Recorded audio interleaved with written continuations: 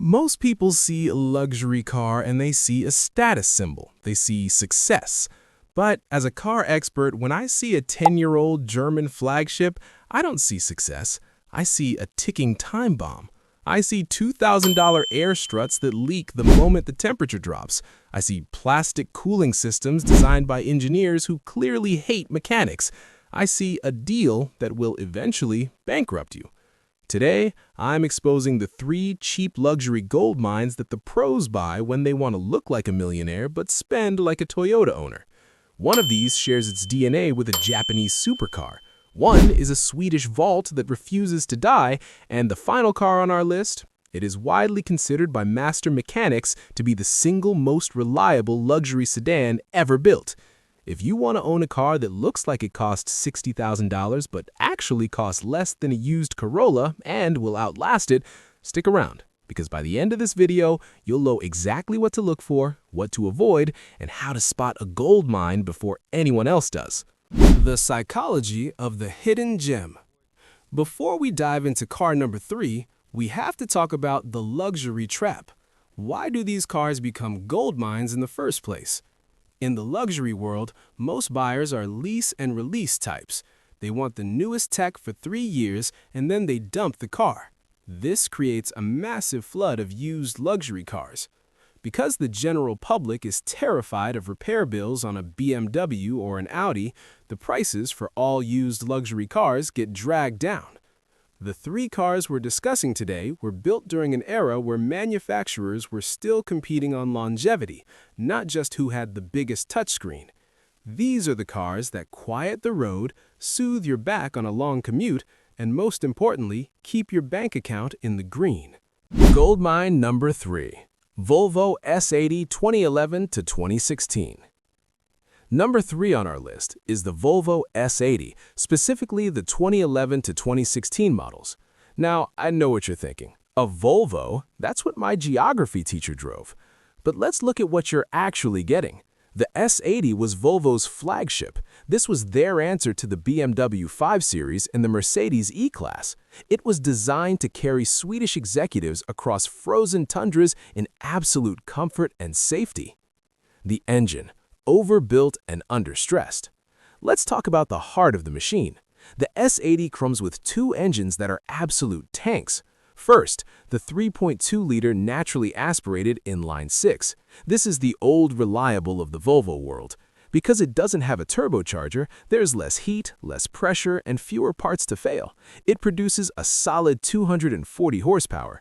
It's not going to win a drag race, but it will get you to 300,000 miles if you change the oil. Second, for those who want a bit more shove, there is the 3.0-liter turbocharged T6. This puts out 300 horsepower and a massive amount of low-end torque.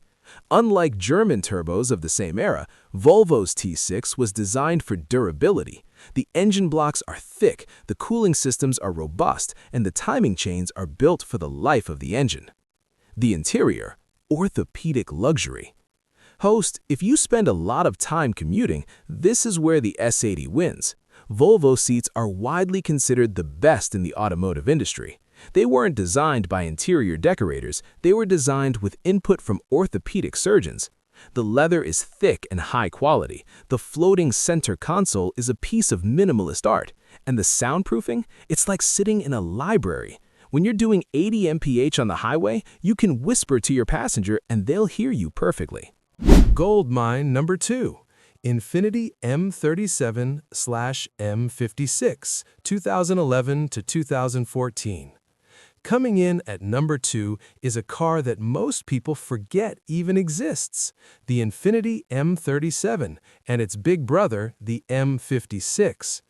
Infiniti has always struggled with brand identity. They aren't quite as prestigious as Lexus, and they aren't as sporty as BMW. Because they sit in this middle ground, the used market absolutely forgets them. But for the savvy buyer, the M platform is a masterpiece. It's a rear-wheel drive or AWD luxury sedan built on the FM platform, the same bones that underpin the Nissan 370Z and the legendary Skyline. The powerhouses, V6 versus V8.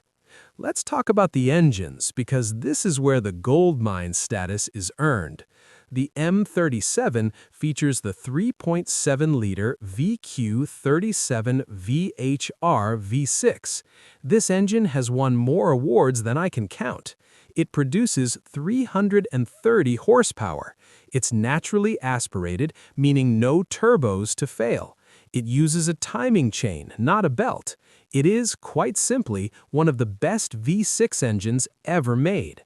But if you want to feel like the boss of the road, you look for the M56. This beast has a 5.6-liter V8 that pumps out 420 horsepower. Reliability meets reality. Why is it a gold mine? Because it's a premium Nissan. That might sound like an insult, but it's actually a compliment for your wallet. If you need a sensor, a belt, or a suspension component, you aren't paying European import prices. You can walk into almost any parts store or independent mechanic, and they will know exactly how to fix this car. There are no special tool number 402 requirements here. It's straightforward mechanical engineering. Gold mine number 1. Lexus GS 350, 2013 to 2015. We have reached number 1. If there is one car that defines the term luxury gold mine, it is the 2013 to 2015 Lexus GS 350. In the early 2010s, Lexus got tired of people saying their cars were boring. So they took the GS, their mid-sized sports sedan, and sent it to the Nürburgring. They stiffened the chassis, tuned the suspension, and created a car that actually outhandled the BMW 5 Series of the time in many independent tests. But they did it without sacrificing the one thing Lexus is famous for: bulletproof reliability. The unkillable drivetrain. Under the hood is the 2GR FSE 3.5-liter V6. If you ask any master mechanic what engine they would want to be stranded with in the middle of a desert, it's this one. It produces 306 horsepower. It uses both port and direct injection, which prevents the carbon buildup issues that plague Audi and BMW engines. It's paired with a 6-speed automatic that is so smooth you'll forget it's shifting. These cars don't just reach 200,000 miles, they breeze past it. I have seen GS 350s used as high-end airport shuttles with 350,000 miles on the original engine and transmission. It is the most reliable drivetrain systems ever put in a car, period. It's ignored because of the Lexus stigma. People think it's just a fancy Toyota. They think it's for retired grandpas. But when that grandpa car is still on the road 15 years from now and the cool German cars are in the scrap heap, who's the real winner? A clean 2013 GS 350 will run you between $14,000 and $17,000. That is more than the Volvo or the Infiniti. But here is the secret. The GS 350 holds its value. If you buy one for $15K today and drive it for 3 years, you can probably sell it for $12K. Your cost of ownership is essentially just maintenance and insurance. It is the closest thing to a free luxury car that exists. Thanks for watching.